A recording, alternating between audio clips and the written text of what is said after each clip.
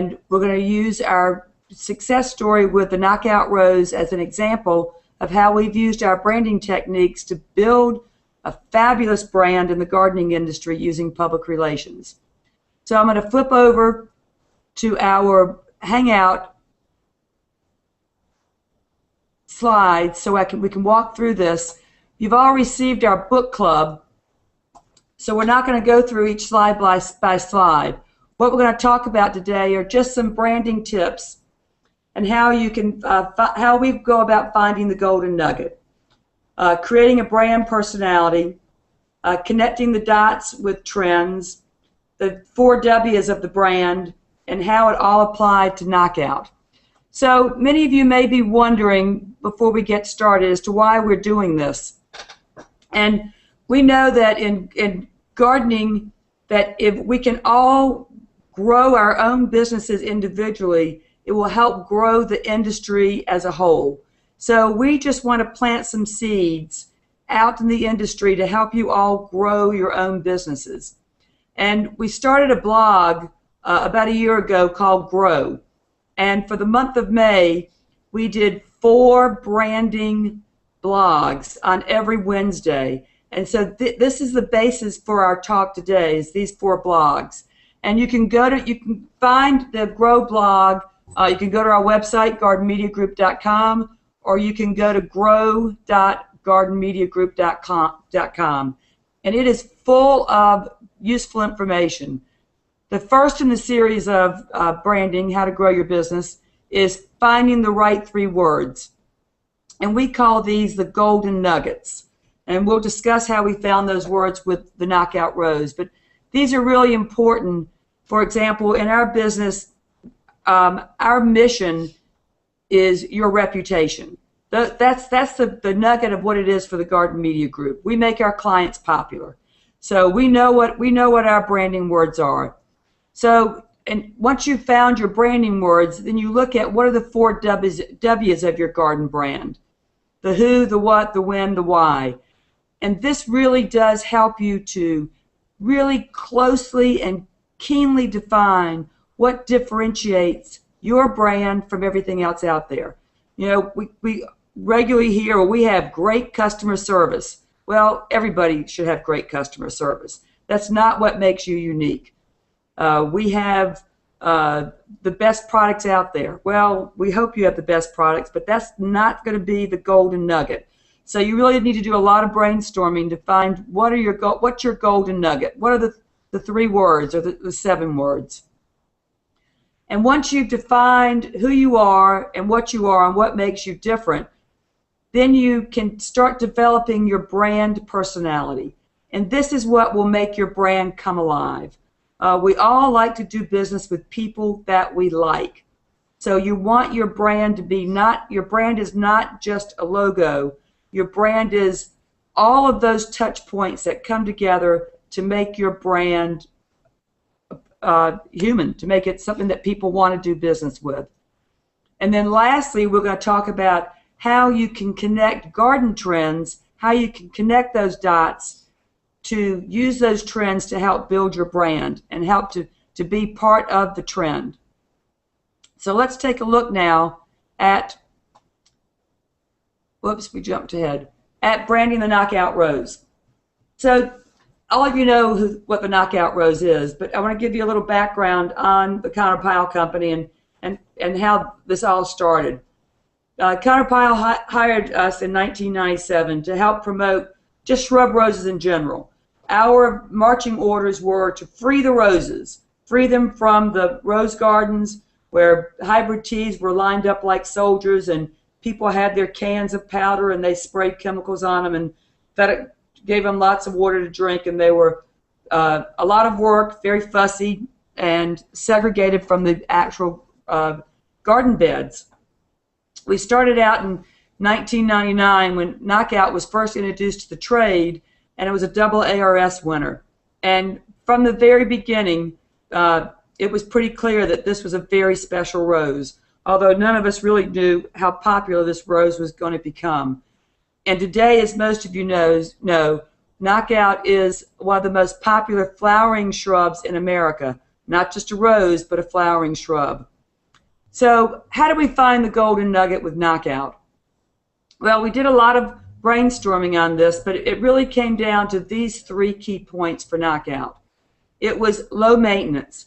This was a rose that anyone could grow with very little inputs, no chemicals, very little water. It was drought resistant, and it gave you great flower power on a beautiful shrub.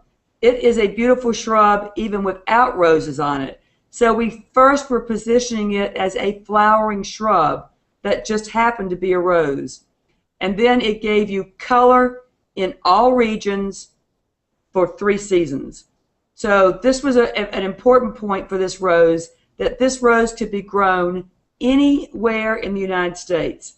It wasn't just a great rose for the Pacific Northwest or a great rose for the South. This rose could be grown anywhere. So that was our golden nugget. Those were our 3 key selling points. And over the years, over the 10-year period that public relations really was driving the Knockout brand, each family member was introduced with these same family characteristics. So even though one was a blush color, one was pink, one was yellow, one was a double, of course the original red, they all shared the same low maintenance, a rose for any region, and a flowering shrub. And we drove these key messages home, and we built that momentum by telling that story in different ways. Of course, any awards that were won, AARS, the Texas All-Stars, we would push out that it was an award-winning rose. But we also looked at the fact that people were afraid to grow roses because they were very fussy. Hybrid teas were a lot of trouble. And so we positioned this as the no-fear rose, a rose anyone could grow. We positioned it also as an enduring star because of star roses. And it was a rose that, unlike many roses, other roses, this rose could grow with less sun. So it could be grown in 4 hours of sun. So we positioned it as a shady lady. We helped build the personality by introducing the breeder. And then, of course, we introduced the entire Knockout family of roses. How did we create the brand personality? Well, we were very lucky with the Knockout rose because we had Bill Radler. And Bill Radler is a wonderful, sweet man, and he was a backyard botanist. He wasn't working in a fancy lab in a big corporation. He was breeding roses in his own backyard. And he really wanted to breed a rose that was a flowering shrub that was not high maintenance. And what Bill would do was, and we told this story over and over again, is he would collect diseased leaves off of his roses in his backyard, put them in a blender, pulverize them, and then take them out and sprinkle that diseased powder, leaf powder, on his other healthy roses. And that helped him to determine which roses were going to survive. It was this basic Darwin survival of the fittest. And so he wanted to breed low maintenance roses that were not in isolated rose beds. And we told Bill's story. We took Bill on road tours. We introduced him to the media, and we got great media exposure. These are just a few of the stories that were done about Bill Radler, a man outstanding in his field. In New York Newsday, Perennials magazine did about a 4-page spread on him. The Washington Post, he was in lots of trade magazines. So we really used Bill to help give the brand a face, because people do like to buy from people that they know and love. But of course, the Knockout Rose was so wonderful that it was really selling itself.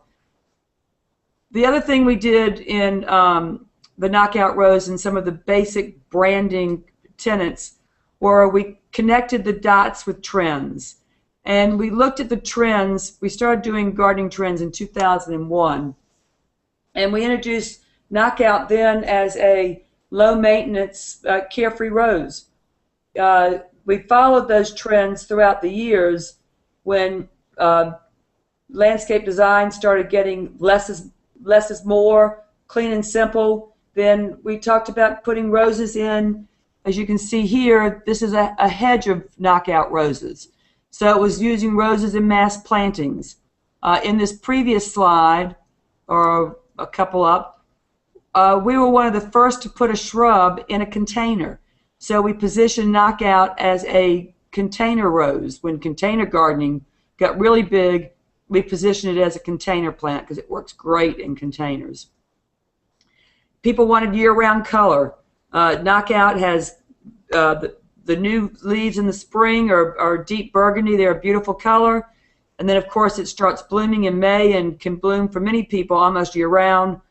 For us in Zone 7 in Pennsylvania, it blooms for us. It's just putting on a great show right now, and will be blooming all the way through the first hard frosts around Thanksgiving. Masses of color color blocking was another big trend in the last 10 years. And so we, again, talked about planting, don't go out and buy just one knockout rose, as people would do with hybrid teas. You wanted to buy, 5 or 10 of them and plant them in masses. And of course, one of the big trends that's been happening over the last 10 or 15 years has been the environmental movement. And we positioned knockout as an eco-friendly rose, that it was required little to no chemicals. It was disease resistant, particularly disease resistant to black spot, and very drought tolerant. So you didn't, you saved water, and you didn't need to use a lot of chemicals. So knockout really was at a great time for itself, but from a branding point of view, one of the things that we continually did was we just continually pushed our message points. So going back to finding what your nugget is, what are the key words that describe your brand? And then you position that so that your brand, you tell that story over and over and over again. For you, it may sound very redundant, but for your consumer, they need to hear that message 7 times before it finally sinks in. So in the knockout, just when it was being promoted with public relations, sold hundreds of millions of knockout roses since its launch in 2000. And it's now a staple in the most widely sold shrub in garden centers and a staple in gardens. You see it, of course, now we see it in gas stations and shopping malls, along highways, at golf courses, and you can spot a knockout rose driving down the road from miles away. And we know that the Garden Media Group played a key role in making that happen. So now you get to look at my feet. So what I'd like to do, hey there, Doug Green, is open this up for questions, and to see what questions you have about branding, and your brand in particular, or what we at Garden Media Group, how we use branding. We can go through the entire ebook, but you have that, and I don't think we need to read. I think that the key is that you find your golden nuggets. What is the essence of your brand? And tell that story in as many different ways as you can to as many different people. We do sample programs. We reach out to the media individually. We do syndicated stories. We do media tours, press kits, hangouts, and of course lots of social media. So do we have any questions here?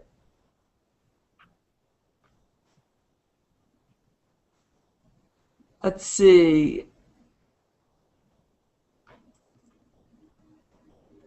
So if we have no questions, then I think that what I'd like to encourage you all to do is, let's see, someone emailed a question.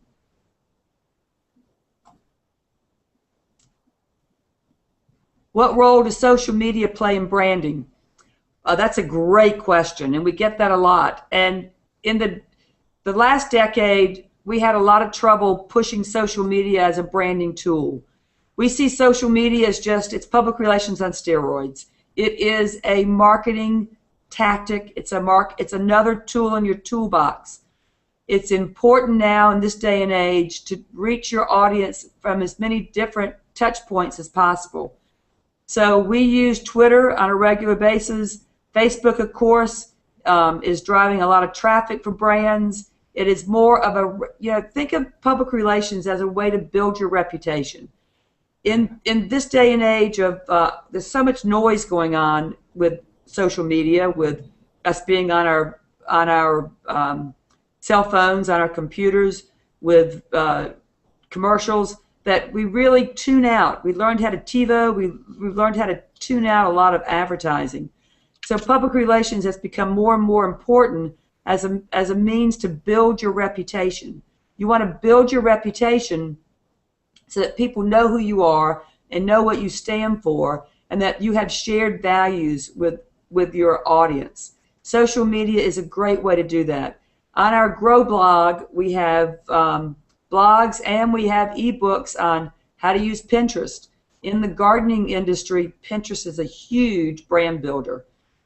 People love to see pretty pictures, and we are an industry of pretty pictures.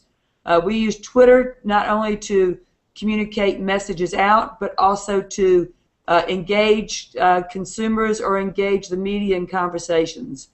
Of course, Facebook is a great way to develop a community, give a community a chance to interact with each other and to give them some bragging rights. And LinkedIn is for business. Business is LinkedIn's a great opportunity for business.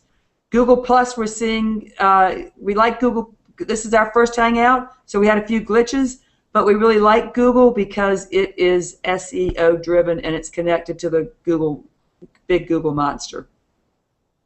So, Doug Green, you've asked how are we measuring the impact of social media.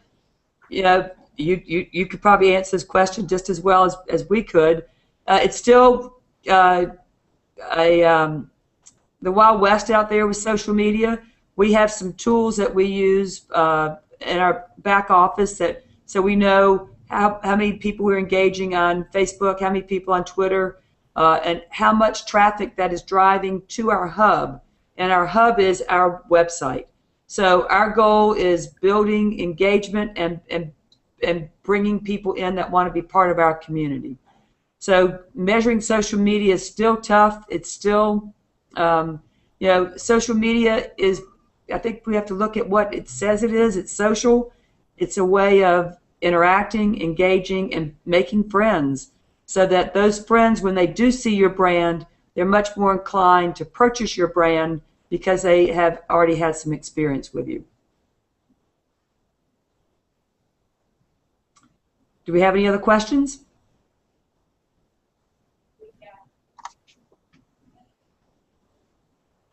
So we'd like to get some feedback on this, and I really do encourage you to go to our blog. We have tons of great blogs on how to hook up to a Google Hangout, which was, as I said, this was all new to all of us too. So I appreciate you all coming today. If there are no more questions, I think we will say happy Friday, and it's going to be a beautiful weekend to garden. So go out and buy some plants and get them in the ground and have a great weekend. Thank you all for participating in our first Google Hangout, and we'll be having one again at the end of June, and next month we'll be talking about public relations campaigns.